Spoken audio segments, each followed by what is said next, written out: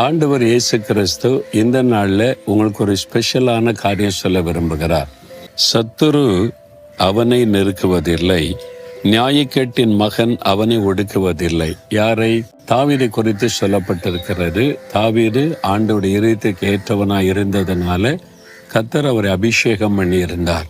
அந்த அபிஷேகம் அவர் மேலே இருந்ததுனால சத்துரு நெருங்க முடியலை. அது மாதிரி நியாயக்கேட்டின் மகன் பிசாசு, அவன் தான் கேட்டை உண்டாக்குகிறவன், சத்துருவாக செயல்படுகிறவன். உங்கள் வாழ்க்கையில் ஒரு சத்துரு இருக்கிறான்.